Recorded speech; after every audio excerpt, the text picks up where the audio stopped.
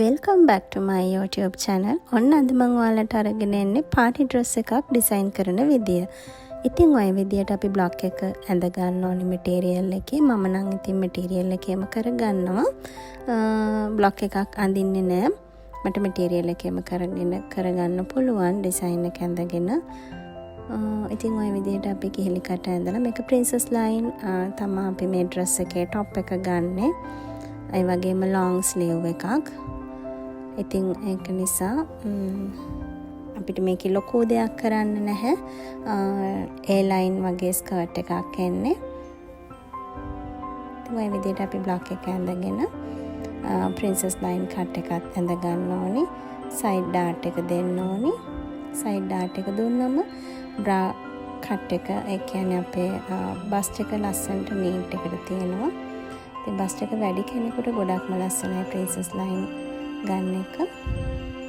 ඉතින් ඔය විදිහට අපි princess line cut එක ඇඳගෙන ඔන්න ඔය විදිහට කොටස් ටික කපා ගන්නවා. මේකේ අපේ lining කොටස් දෙකයි lace material එකයි එන්නේ. ඉතින් ඔය විදිහට අපි එක lining කොටසකට ඒ කියන්නේ setting එකයි lace එකයි දෙක එකට තියලා ඒ කොටස් දෙක එකට attach කර ගන්නවා ඒ විදිහට.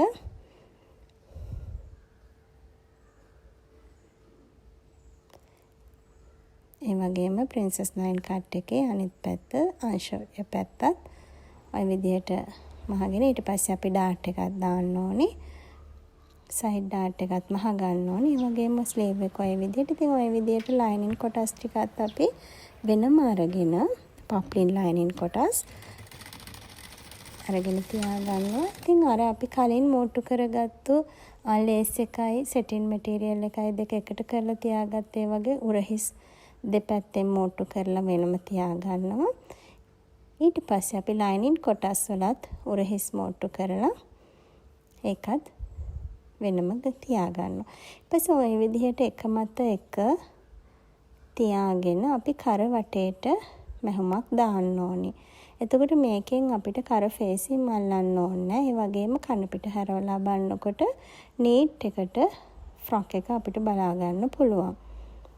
මගේ කලින් වීඩියෝස් වල මම ඔයාලට සාරි ජැකට්ස් වලත් කරන විදිය පෙන්නලා තියෙනවා. ඉතින් මේකෙන් අපිට කන පිට නීට් එකට බලා ගන්න පුළුවන්. ඩ්‍රෙස් එකේ ඇත්තටම නීට් එකට ගන්න නම් අපි මෙන්න මේ විදියට තමයි කරවට මහ ගන්න ඕනේ. ඉතින් ඊට පස්සේ ওই විදියට අපි princess line cut එක මහ ගන්න ඕනේ. ඒකත් අපි මහනකොට රැලි වැටෙන්නේ නැති වෙන්න බොහොම ඉවසීමෙන් මේ දේ කරන්න ඕනේ. ඔන්න ඔය විදියට තමයි පේන්නේ. ඊට පස්සේ අපි sleeve එකත් attach කර ගන්නවා. ඊට පස්සේ සාය කොටස් දෙක ඉදිරිපස පළුව පිටිපස පළුව ඒ ටිකත් අරගෙන අපි සාය එකට මෝට්ටු කරලා අනිත් අන්තිමට ඔන්න ඔය විදිහට තමයි අපිට ෆ්‍රොක් එක බලා ගන්න පුළුවන් වෙන්නේ. ඔන්න ඔය වගේ ඩිසයින් එකක් තමයි අපිට අන්තිමට පේන්නේ. ඉතින් බලන්නකෝ මේ dress එක මෙයාට අඳවලා ඇඳම එයාගේ බස්ට් එක ටිකක් තියෙනවා. ඉතින් ඒ වුණාට එච්චර එක පේන්නේ නැහැ. ඉතින් ඔයාලත් මේ වගේ වීඩියෝස් බලන්න කැමති නම් මාව subscribe කරන්න, like කරන්න.